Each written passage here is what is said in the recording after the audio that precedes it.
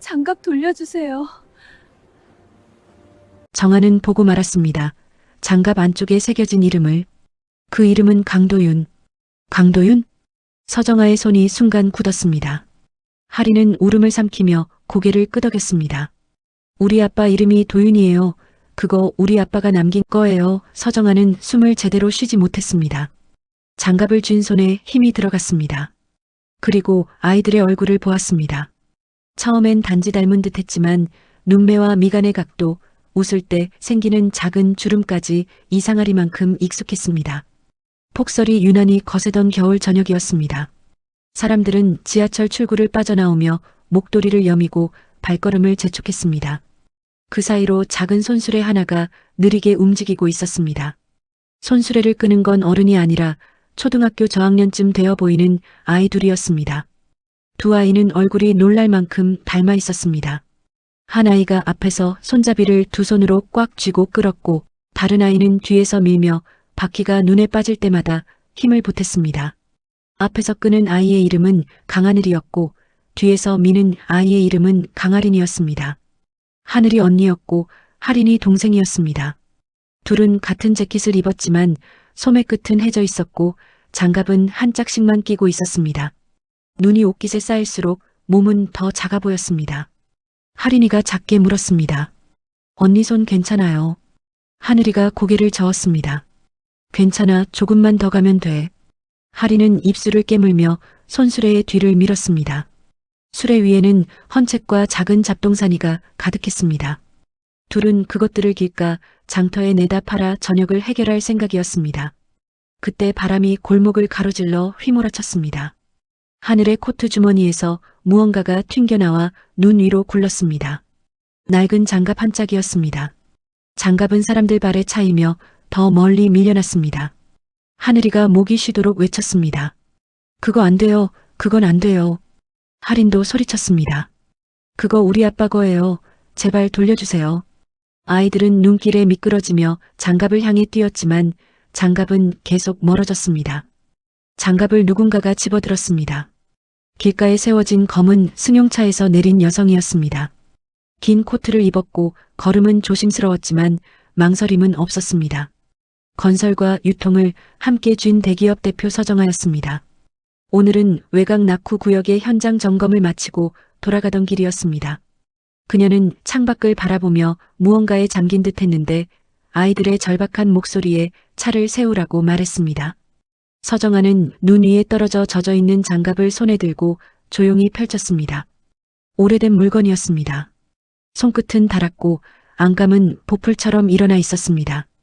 그런데 장갑 안쪽 손바닥이 닿는 곳에 작은 자수가 보였습니다. 이름이었습니다. 도윤.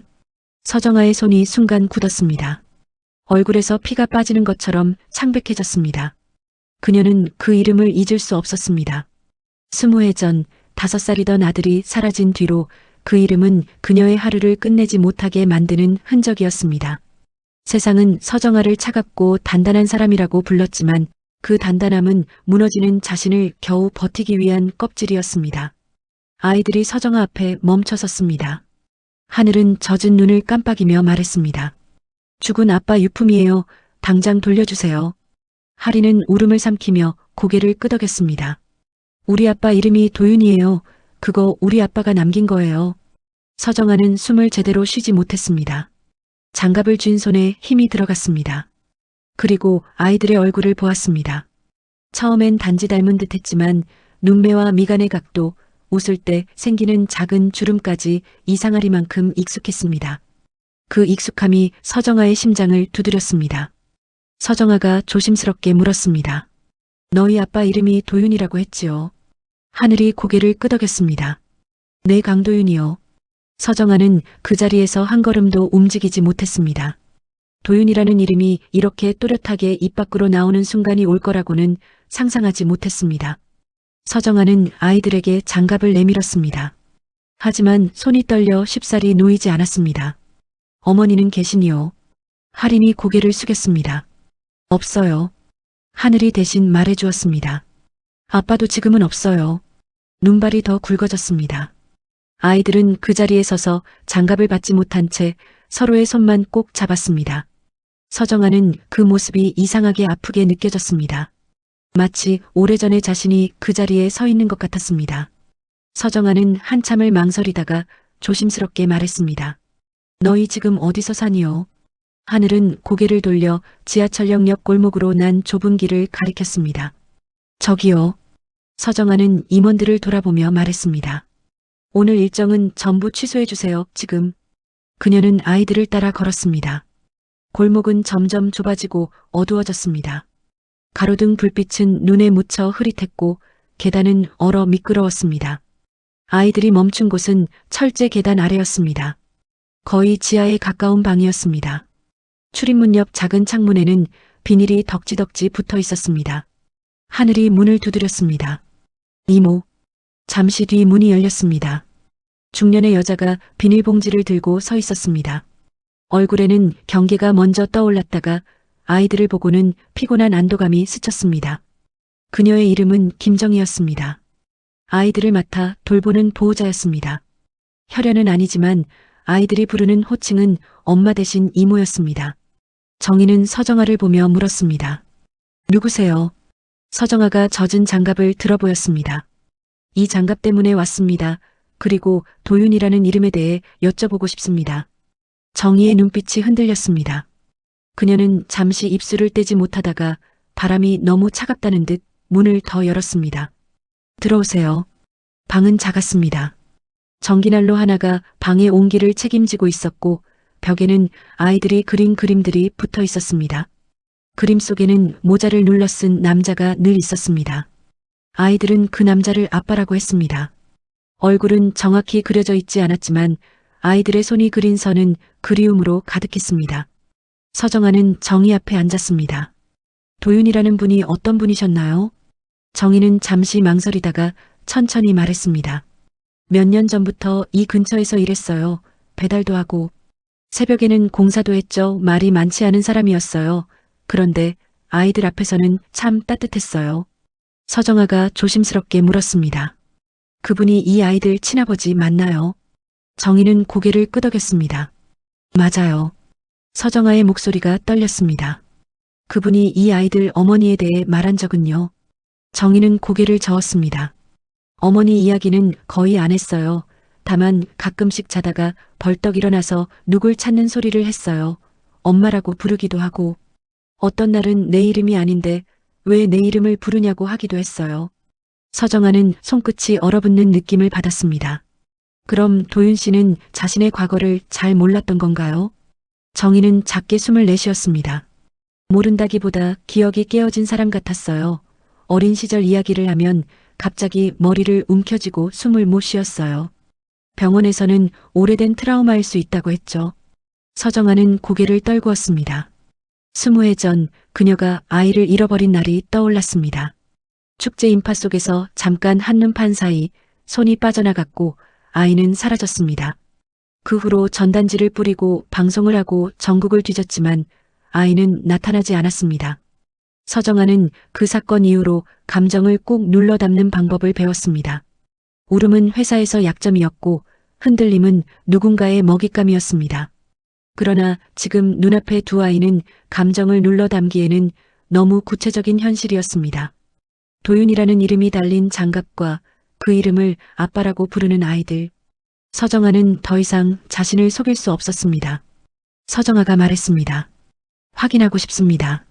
정희가 물었습니다. 뭐려? 서정아는 아이들을 바라봤습니다.